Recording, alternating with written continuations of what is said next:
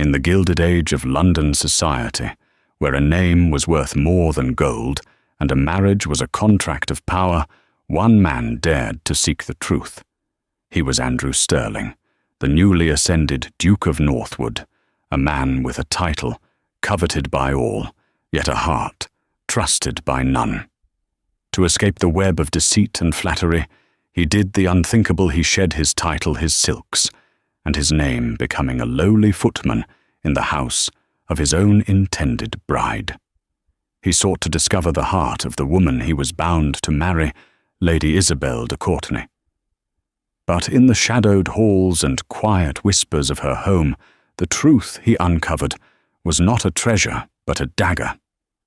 This is the story of what he heard, and how it shattered his world. The year is 1818.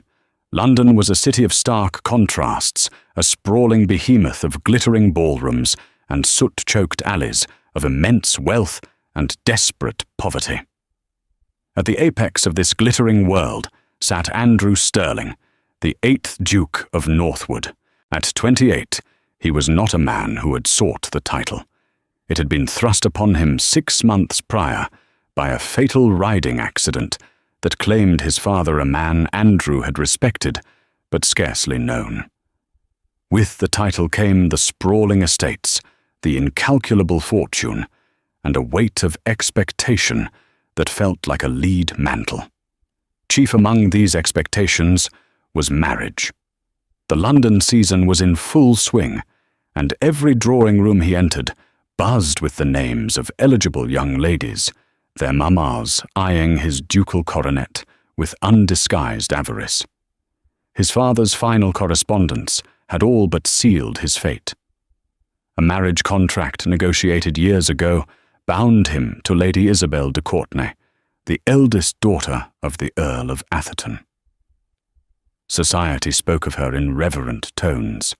She was the Atherton diamond, praised for her classical beauty, her unimpeachable grace, and her serene composure. She was by all accounts the perfect Duchess, and that was precisely what troubled Andrew. "Perfection is a mask, Giles," he said one evening, staring into the crackling fire of his study in Northwood House. He swirled the amber brandy in his glass, the firelight glinting off the crystal. Mr. Phineas Giles, his valet of 10 years, a man whose loyalty was as starched and reliable as his collars, stood by the mantelpiece. "A mask, Your Grace." "A performance," Andrew clarified, his voice low. "I have spent the last 6 months being suffocated by performances.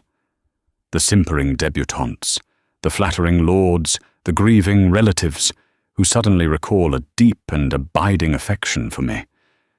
They don't see a man. They see a title, a vault, a key to their own ambitions. I am told Lady Isabel is the most polished performer of them all." Giles adjusted his spectacles. "The young lady comes from a most respected lineage, Your Grace. The de Courtenays are ancient stock. Ancient, and if my solicitors are to be believed, financially precarious." Andrew countered a cynical edge to his tone. "The Earl has a ruinous affection for the faro tables at White's. This marriage is not a union of hearts, Giles, it is a bailout. I am to be her salvation, and she is to be my ornament. I refuse to be shackled for life to a beautiful empty shell who desires my fortune, not my fellowship." A silence settled in the room, broken only by the hiss of the fire. An idea audacious and utterly insane had been taking root in Andrew's mind for weeks. It was a desperate gamble, a flight of fancy, born from a deep-seated loneliness he rarely acknowledged. "I will not meet her as a duke," he declared suddenly, placing his glass down with a decisive click. Giles's eyebrows shot up. "Your Grace, I want to see her as she truly is. Not when she is performing for a suitor, but when she is within the walls of her own home with her family. I want to see the woman behind the mask." He turned to face his valet, his grey eyes alight with a reckless energy. You will write to the Earl of Atherton's steward. You will inform him that Northwood House is sending over a junior footman to assist with the preparations for my formal visit next month. A gesture of goodwill. He is to be trained in their ways so that the households might merge seamlessly after the wedding. Giles paled. Your Grace, you cannot be suggesting— I am, Andrew said, a grim smile touching his lips. For 1 month I will cease to be the Duke of Northwood. I will be Alec. Just Alec. A footman. I will see and hear everything, and then I will know the truth of the woman I am to marry. The plan was madness. It was a breach of every conceivable protocol, a risk of colossal scandal. But Giles, seeing the unshakable resolve in his master's eyes, knew it was useless to argue. He had seen this look before, the quiet determination that had made Andrew a respected officer in the Peninsular War, before the dukedom called him home. And so 2 weeks later, the Duke of Northwood's gleaming black carriage, emblazoned with the ducal crest, rolled away from the grand entrance of Atherton Manor. It left behind a tall, broad-shouldered young man, dressed in plain, ill-fitting livery. His aristocratic hands, unused to labour, were raw and awkward. His posture, usually ramrod straight, was consciously stooped. Andrew Sterling, master of 3 counties and countless souls, took a deep breath of the damp country air and reported to the servants' entrance. He was met by a formidable hawk-nosed housekeeper, a Mrs. Davies, who eyed his cheap boots with disdain. You're the lad from Northwood House, then, Alec, is it? She sniffed. You've got the build for carrying coal scuttles at least. Don't think because you come from a duke's household you'll be getting any special treatment here. You'll work twice as hard to prove you're not a London dandy. Now come along. The morning silver needs polishing. As he was led through the labyrinthine corridors of the servants' quarters, a world away from the gilded rooms above, Andrew felt a strange sense of liberation. Here he was nobody. His worth would be measured in the strength of his back and the silence of his tongue. His first glimpse of Lady Isabel came that afternoon. He was tasked with the back-breaking work of weeding the neglected rose garden at the back of the manor. The house, he had noted, had an air of faded grandeur. The tapestries were magnificent, but threadbare in places. The furniture was elegant, but bore the nicks and scars of age. It was a house trying desperately to keep up appearances. She walked out onto the terrace with her younger sister, Lady Beatrice, a frail, pale girl who leaned heavily on Isabel's arm. From his position, below partially hidden by a sprawling rhododendron, Andrew looked up. The portraits and society whispers had not done her justice. Lady Isabel de Courtenay was not merely beautiful, she was breathtaking. Her hair, the colour of spun gold, was coiled in an elegant chignon. Her profile was like that of a Roman empress, on a coin, proud, noble, and perfectly sculpted. But it was her eyes that held him. They were a deep, startling blue, and in them he saw not the serene composure he'd been promised, but a profound and unsettling weariness. Just a little air, Beatrice's. Isabel was saying, her voice a soft, melodic balm. The sun will do you good. It's so dull here, Belle. The younger girl complained, her voice thin. Will we ever go back to London? Isabel's smile was gentle, but her eyes scanned the crumbling balustrade of the terrace. Soon, dearest. Once things are settled, everything will be better soon, I promise. Her gaze drifted over the gardens, and for a fleeting moment met Andrew's. He froze, his hands full of weeds, his face smudged with dirt. He expected a look of disdain, of dismissal. Instead, her blue eyes held his for a second longer than was proper, and he saw not arrogance, but a flicker of something else. A shared melancholy, a recognition of a fellow prisoner in a gilded cage. Then, as quickly as it came, the moment was gone. She turned her attention back to her sister, her mask of serene grace firmly back in place. Andrew's heart hammered against his ribs. The woman on the terrace was infinitely more complex than the one-dimensional gold digger he had imagined. But whether that complexity was a virtue or a more sophisticated form of vice, he had yet to discover. Life as Alec was a lesson in brutal humility. Andrew's days began before dawn, his body aching from sleeping on a thin straw mattress in a cramped attic room he shared with 2 other footmen. His hands, once accustomed to the soft leather of reins and the smooth wood of his dueling pistols, were now perpetually chapped and calloused from polishing silver, carrying firewood, and scrubbing floors. He learned the geography of the house through its underbelly, the stifling heat of the kitchens, the draughty chill of the scullery, the endless stone corridors that snaked through the servants' domain. Most importantly, he learned the art of being invisible. He became part of the furniture, a silent presence, whose job was to see and hear nothing yet, who by his very nature saw and heard everything. The servants' hall was a hotbed of gossip. He learned that the Earl Lord Atherton was rarely seen before noon, and often spent his nights locked in his study with a bottle of claret. He heard the cook complaining about the butcher refusing to extend their credit, and the ladies' maids whispering about how Lady Isabel had been mending her own gowns. The picture being painted was one of quiet, desperate decline. The de Courtenays were not just financially precarious. They were teetering on the edge of a precipice, and the entire household seemed to be holding its breath. Andrew's duties often placed him in the family's private quarters. It was there he began to observe Lady Isabel more closely.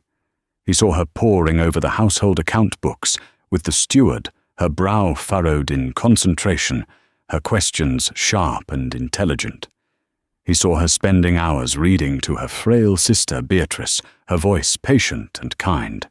He saw her manage her father with a delicate blend of respect and firm guidance, intercepting wine merchants and placating worried tenants with a diplomacy far beyond her 21 years. This was not the frivolous socialite he had anticipated. This was a woman holding her world together with sheer force of will. A part of him began to admire her, to feel a grudging respect that was dangerously close to attraction.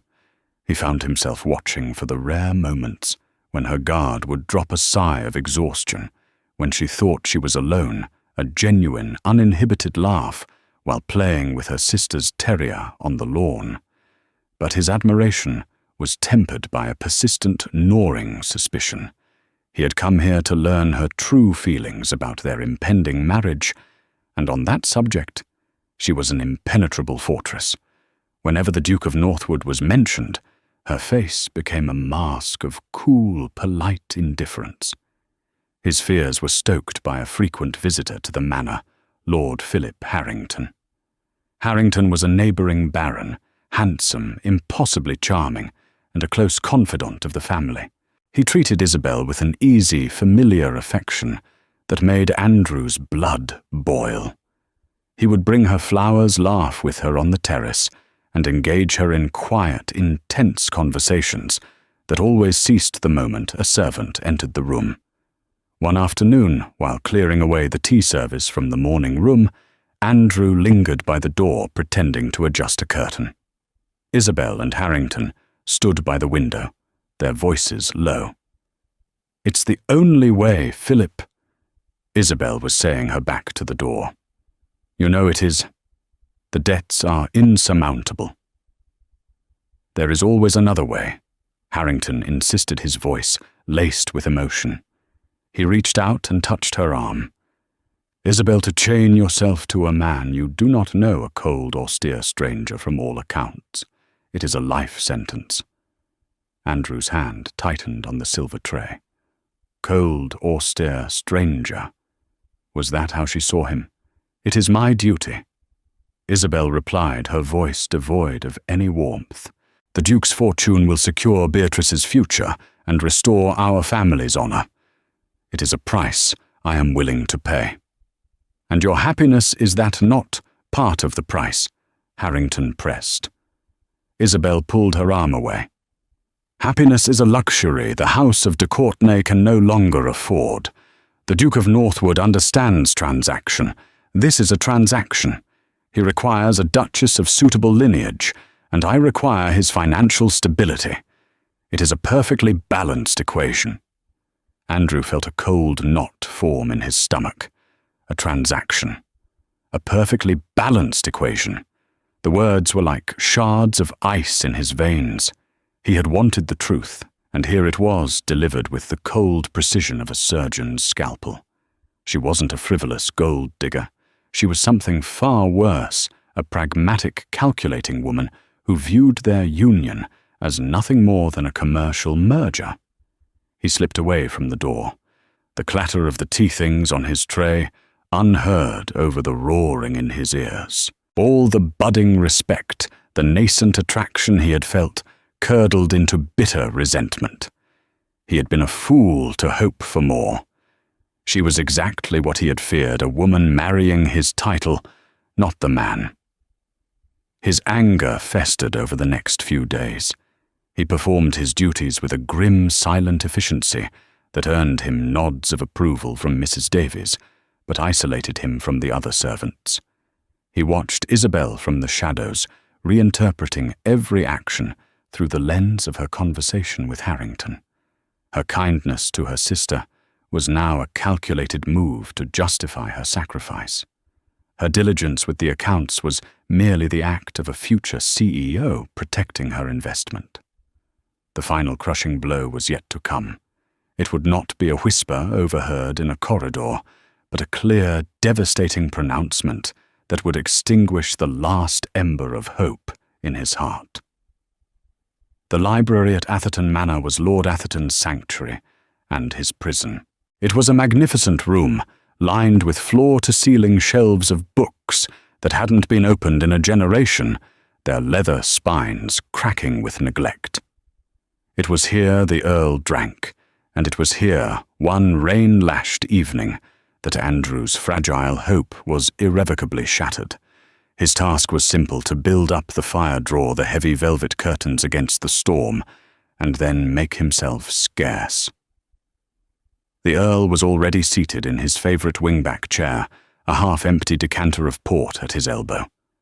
Lady Isabel stood before him, her posture rigid, her hands clasped tightly in front of her. The tension in the room was as thick as the scent of old paper and beeswax. Andrew worked silently, his movements economical. He knelt at the hearth, stacking the logs with practiced care. He was a ghost in the room, his drab livery an invisibility cloak. He knew he should leave, that this was a private family matter, but he was rooted to the spot by the terrible, compelling gravity of the conversation that was unfolding. "I have had another letter from Mr. Sterling's solicitor." The Earl slurred his voice, thick with drink and despair. "He presses for a date. The Duke intends to make his formal visit by the end of the month." "I am aware, father." Isabel's voice was steady, but Andrew, now attuned to its subtle cadences, could hear the strain beneath the surface. "He's a cold fish, they say," the Earl muttered, staring into his glass. His father was the same, all business and duty, not a drop of warmth in the whole Sterling line. He will be a difficult man to manage, Isabel. Isabel's chin lifted a fraction. "I will not need to manage him. I will be his Duchess. I will perform my duties, provide him with an heir, and manage his households. It is what is expected." The Earl sighed a pathetic, gusty sound. "It's my fault, all of it. I've sold you, my girl. I've sold you to the highest bidder to pay for my sins." A flicker of pain crossed Isabel's face, so quick Andrew might have missed it if he hadn't been watching so intently. But when she spoke, her voice was glacial. "Let us not be sentimental, father. It is done. This is not about your sins or my sacrifice. It is about survival. It is about ensuring Beatrice has the care she needs, that our tenants are not thrown from their homes, and that the de Courtenay name is not dragged through the mud of debtor's prison. She took a step closer to the fire, her silhouetted form seeming to radiate a cold fury. Andrew, still kneeling by the hearth, felt the heat on his face, a stark contrast to the chill in his soul. "Do you think I have any feeling for this man?" she continued, her voice dropping to a low, venomous whisper. "This duke, this stranger, I am to be bound to for the rest of my days. I feel nothing for him. He is a name on a piece of paper, a vault of gold, a solution to a problem. He is the means to an end. My duty is to our family, not to the man in my marriage bed. I will endure him, I will tolerate him, and I will use his power and his wealth to restore what you have lost. Love does not enter into it. It cannot." Every word was a hammer blow against Andrew's heart. Endure him, tolerate him, a means to an end. He had stripped himself of his identity, humbled himself, worked, until his body ached, all for a sliver of hope that there was a real woman, a real heart beneath the perfect facade. And here was the truth laid bare in the firelight. The truth was uglier than he could have ever imagined. She was not just marrying his title. She despised the very idea of the man attached to it. He was an obstacle to be endured. He felt a sudden, violent urge to stand up, to throw off his servant's disguise and reveal himself. He wanted to see the shock on her face, to confront her with her own cold-blooded words. But what would that achieve? It would only prove her right. He was a cold, austere stranger, spying on her from the shadows. A wave of nausea and fury washed over him. His hands trembled as he placed the last log on the fire. He rose to his feet, his movements stiff, his face a stony mask. Neither the Earl nor Isabel paid him any mind. He was just the footman, invisible. He turned and walked out of the library, closing the heavy oak doors behind him with a soft, funereal click. He walked through the dark corridors past the portraits of Isabel's ancestors, their painted eyes seeming to mock him. He didn't stop until he reached the damp chill of the servants' staircase.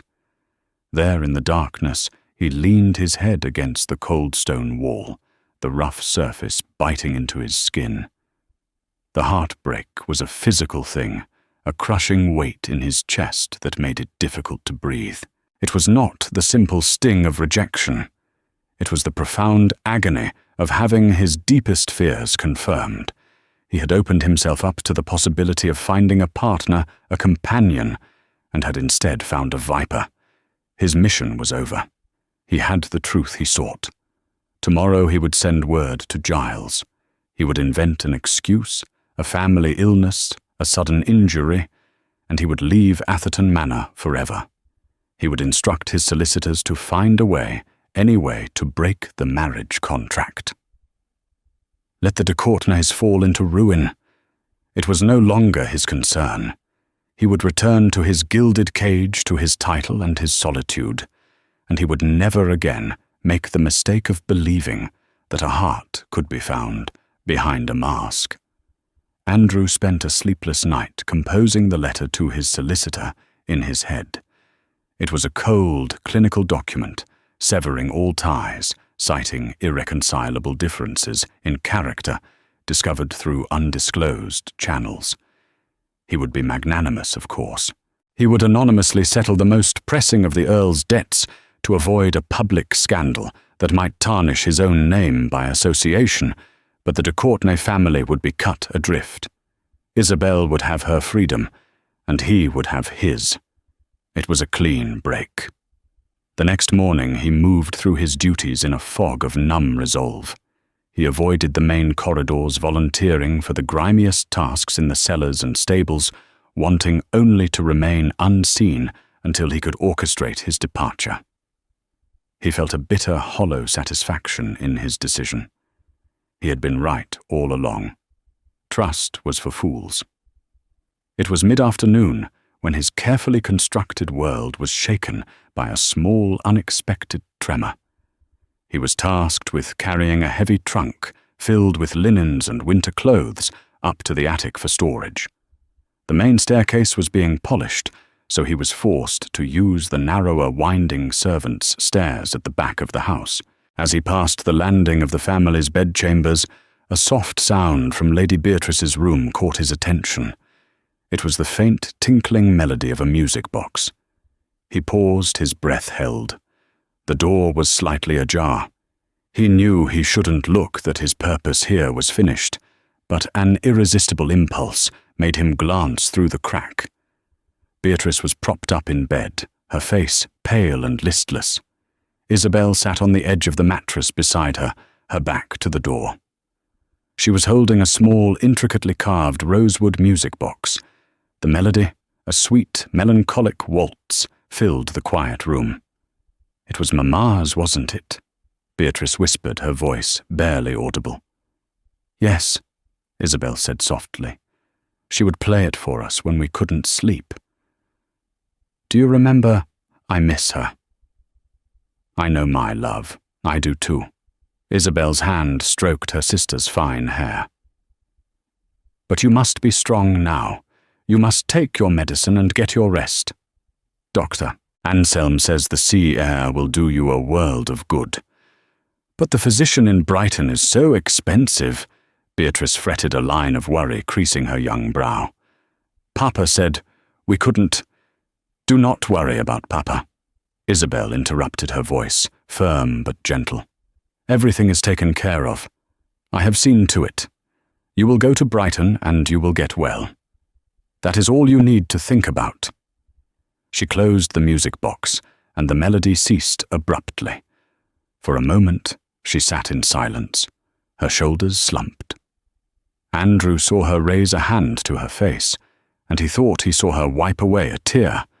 When she turned slightly to place the box on the bedside table, he saw her profile. The mask of serene control was gone. In its place was a look of such profound love-pain and bone-deep exhaustion that it struck him like a physical blow. This was not the cold, calculating woman from the library. This was a sister, terrified for the one she loved, willing to bear any burden for her sake. His mind replayed her words from the previous night. "It is about ensuring Beatrice has the care she needs." He had heard those words, but he had filtered them through the lens of her supposed avarice. Now, seeing this raw, private moment, the words took on a different meaning. They were not an excuse. They were the entire reason.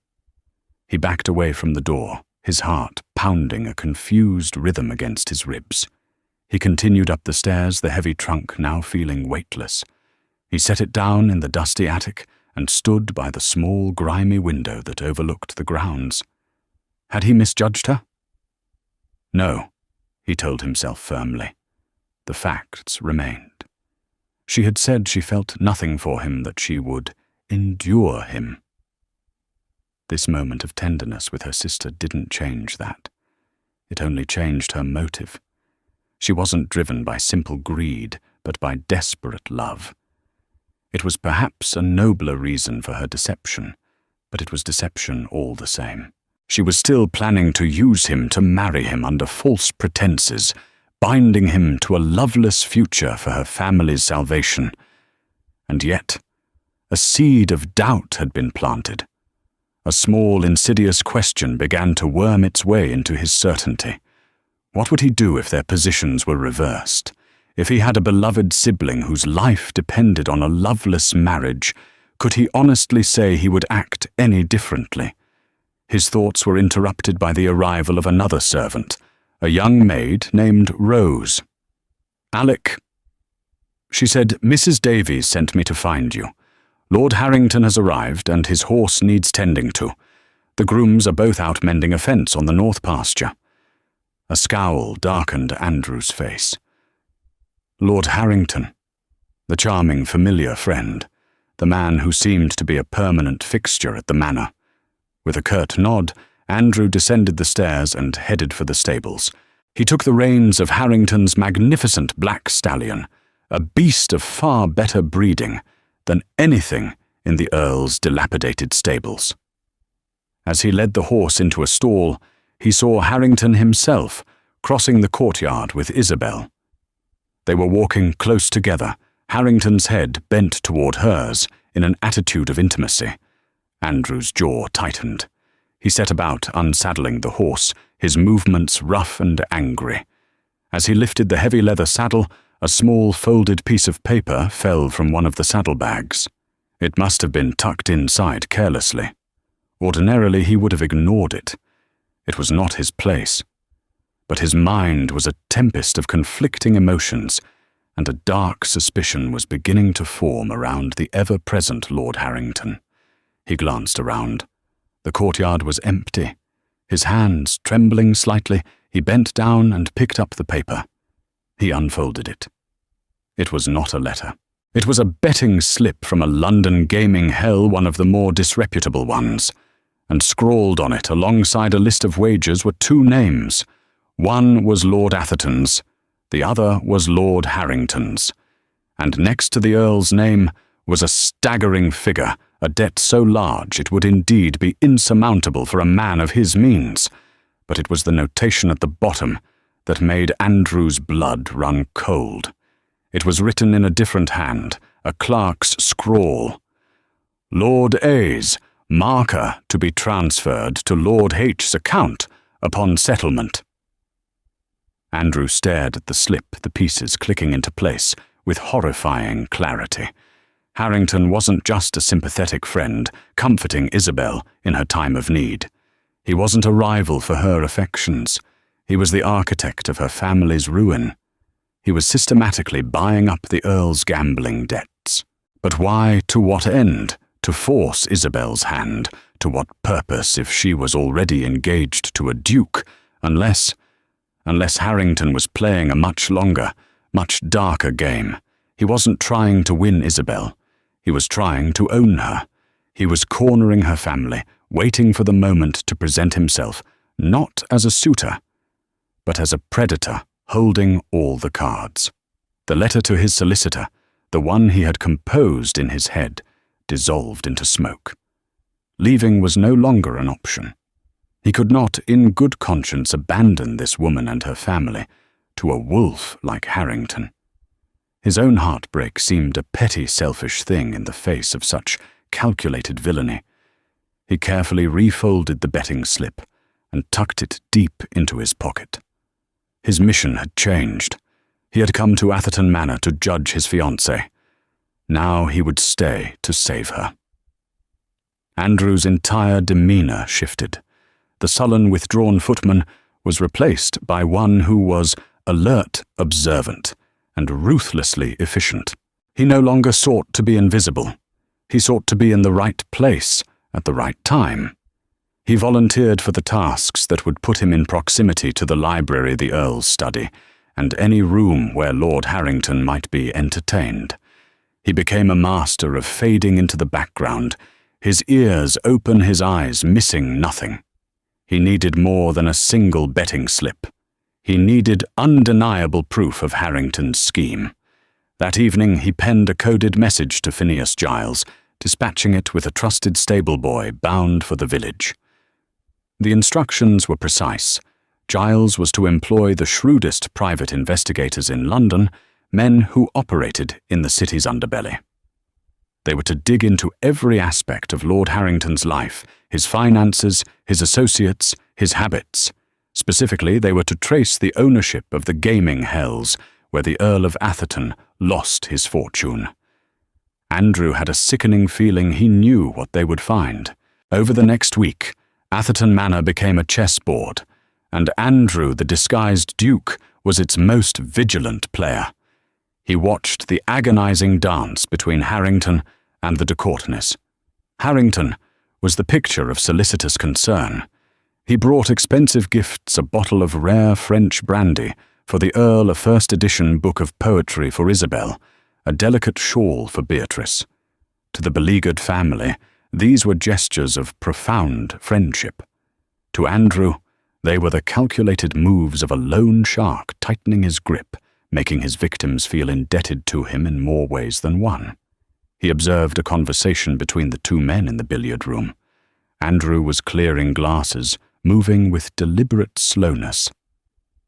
Another creditor threatening legal action. Philip, the Earl, lamented his hand shaking as he lined up a shot. A Mr. Josiah Finch. He's relentless. Says he'll see me in Fleet Prison if I don't pay by the month's end. Harrington clucked his tongue in sympathy. Dreadful business. But you mustn't worry, Charles. I may be able to speak with him. Finch owes me a favour or two. Perhaps I can persuade him to sell the debt to me. I would be a far more patient creditor than he, I assure you. The Earl looked at him with pathetic gratitude. Philip, you are a true friend. I don't know what I would do without you. Think nothing of it, Harrington said with a magnanimous wave of his hand. We must protect Isabel's future. We cannot have a scandal erupting before the wedding. Andrew's hands tightened on the tray. It was brilliant in its cruelty. Harrington wasn't just acquiring the debt. He was doing it under the guise of friendship, making the Earl his willing accomplice in his own destruction. He focused on Isabel too, but his perspective had been irrevocably altered. He saw the subtle ways she deflected Harrington's overly familiar touches, the polite but firm manner in which she ended their private conversations. He began to see that her coolness towards the man was not just propriety. It was a deep, instinctual mistrust she couldn't quite articulate. She was a woman trapped, and Harrington was the smiling jailer she mistook for a friend. His heart ached for her. He had judged her so harshly so quickly. He had called her cold and calculating, when in fact she was carrying a burden that would have crushed a lesser person.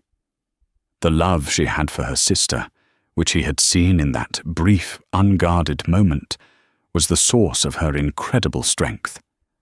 She was willing to chain herself to a cold, austere stranger, not for personal gain, but to save the person she held most dear. The realization filled him with a profound and humbling shame. A reply from Giles arrived a week later, smuggled in with a delivery of fresh supplies from London. Andrew read it by candlelight in his cramped attic room. The investigator's report was chillingly thorough. As he suspected, Lord Harrington held a secret controlling interest in two of the most notorious gaming hells in London, including the one that held the majority of the Earl's debts.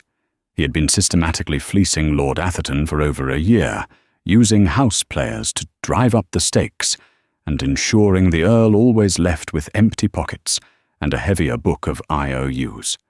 The report detailed how Harrington had then bought the Earl's other outstanding debts from various creditors' men, like the fictional Josiah Finch, at a fraction of their value. He now owned the Earl of Atherton lock, stock and barrel. The Atherton estate, its lands bordering Harrington's own, was the prize. But the final piece of the puzzle was the most damning. Harrington himself was deeply in debt. His charming lifestyle was a facade built on credit and speculation. His only path to solvency was to acquire the Atherton lands, and with them a wealthy wife. The investigators surmised that his plan was simple wait until the last possible moment before the wedding to Northwood. He would then present the Earl with the mountain of consolidated debt, an impossible sum. He would offer a single solution, break the engagement to the Duke, and give him Isabel's hand in marriage. Her dowry paid by the Duke as a settlement for the broken contract combined with the Atherton lands would solve all of Harrington's problems. He would have the land, the money, and the woman he coveted. It was a trap years in the making, and it was about to spring. Andrew folded the letter, his knuckles white. The sheer predatory evil of the plan took his breath away. Harrington wasn't just a villain, he was a spider who had spun his web with patience and poison, and Isabel and her family were about to be devoured. He knew he had to act, and soon. His disguise, which had begun as a tool for his own selfish quest for truth, had now become his greatest weapon. Harrington saw him as Alec the witless footman. The Earl ignored him. Even Isabel barely registered his presence. He could move through the house, listen, and wait for the perfect moment to strike. He would not reveal himself until he could do so in the most dramatic and destructive way possible for Lord Harrington. He had come to Atherton to observe a transaction. He would now stay to witness a reckoning. The storm that had been brewing over Atherton Manor for years finally broke on a tempestuous Tuesday night. Rain lashed against the window panes, and the wind howled like a banshee, a fitting soundtrack for the drama about to unfold. Andrew knew this would be the night. The Earl had received another threatening letter that morning, one Andrew was certain had been orchestrated by Harrington, and his nerve had finally shattered.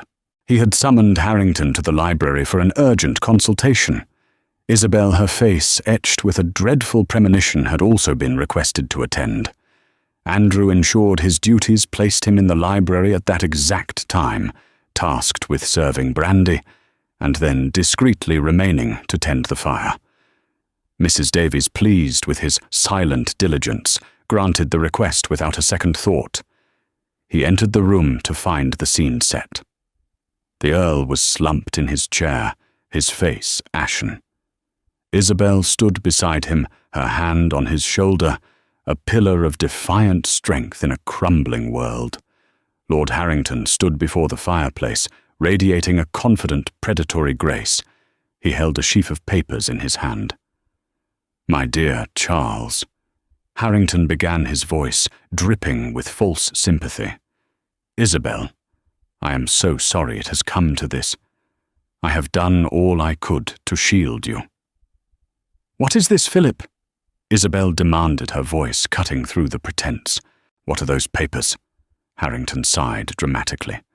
"They are your father's debts, my dear, all of them. I'm afraid in my attempts to protect him from his more aggressive creditors, I have acquired them all myself." The Earl groaned, burying his face in his hands. Isabel's back went ramrod straight. "All of them." "To the tune of £50,000, Harrington said, letting the number hang in the air like a death sentence. "An amount, I'm afraid, that is well beyond your means, even with the Northwood settlement." Andrew, standing in the shadows by the liquor cabinet, watched Isabel's face. He saw the flicker of confusion, then the dawning, horrifying realization. This was not an act of friendship. This was a coup. "What do you want?" she asked, her voice dangerously quiet. "I have always wanted you, Isabel. You know that," Harrington said, taking a step closer. "The Duke of Northwood cannot make you happy. He is a cold, distant man who will see you as another of his possessions. I, on the other hand, adore you." He laid his proposition out with chilling clarity. The Earl was to write to the Duke of Northwood, immediately breaking the engagement. It would cause a scandal, but Harrington was confident the Duke would pay a substantial sum to make it go away quietly. That settlement, combined with the de Courtenay estate, which would become Harrington's upon his marriage to Isabel, would clear all debts. "You would have me jilt the Duke, disgrace my family name, and marry you, the man who has engineered our ruin?" Isabel asked, her voice trembling with barely suppressed rage. "I have not engineered your ruin, my dear. I have merely managed it," Harrington corrected smoothly. "I am offering you a lifeline, the only lifeline you have. Marry me, and your sister will have her physicians, your father will stay out of prison, and you will be the mistress of your own home with a husband who truly values you." He reached for her hand. "Say yes, Isabel. It is the only sensible choice." This was the moment. "I believe the lady has another choice." The voice, calm and laced with steel, came from the shadows. It was not the deferential tone of a servant. It was a voice of command, of absolute authority. All three heads whipped around. They stared at the footman, Alec, who had stepped forward from the shadows. He had placed the brandy tray on a side table and was now standing tall, his stooped posture gone.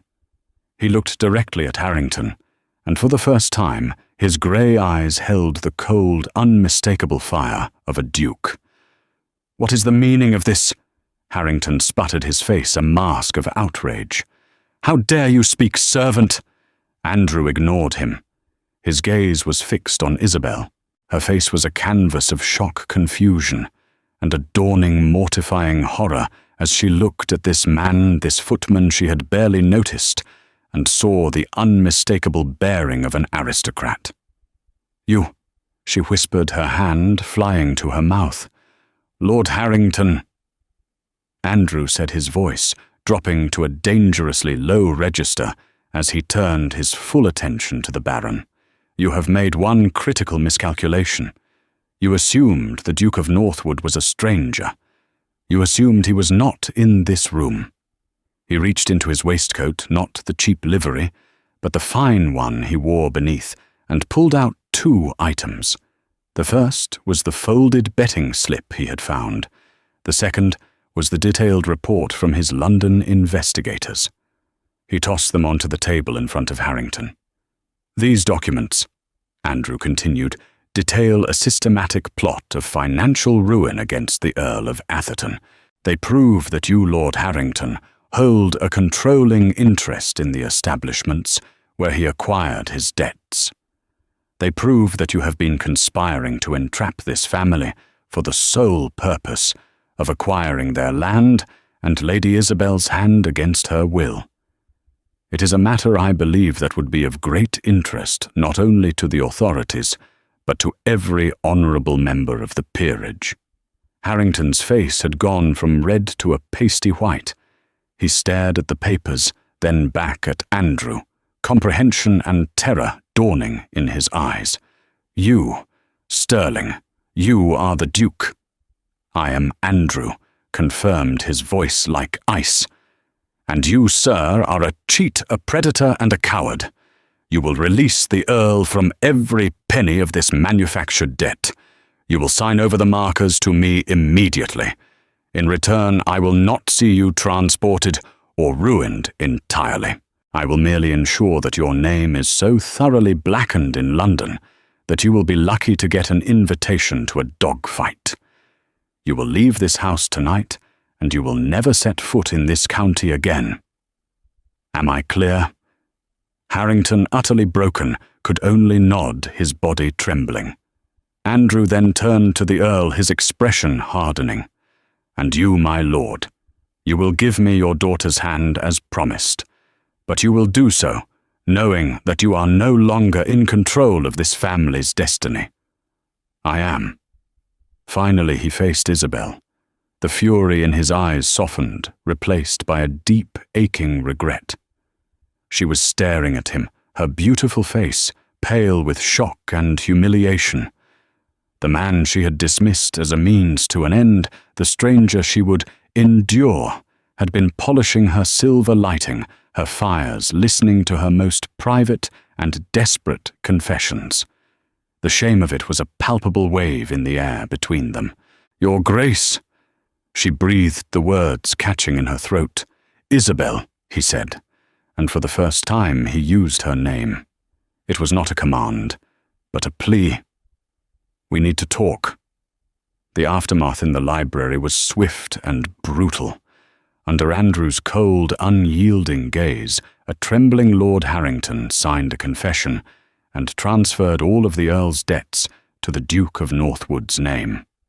He then fled Atherton Manor like the craven he was disappearing into the stormy night and effectively out of polite society forever. The Earl, broken and shamed, retreated to his rooms, leaving Andrew and Isabel standing alone in the grand, silent library. The air between them was thick with unspoken words, with the ghosts of his deception and her desperate pronouncements. The fire he had built earlier crackled in the hearth, a lonely witness to the wreckage of their arranged betrothal. "You heard everything," Isabel stated, her voice barely a whisper. It was not a question. Her arms were wrapped around herself, as if to ward off a chill, though the room was warm. The humiliation radiated from her. "Yes," Andrew admitted, his own voice heavy with remorse. "I did. The things I said about you, about our marriage." She couldn't meet his eyes, her gaze fixed on a worn patch of the Persian rug. "That I would endure you, that you were merely a means to an end. I heard those things," he said softly, "and I believed them. For my unforgivable deception, I am truly sorry, Isabel. It was an arrogant, dishonorable thing to do.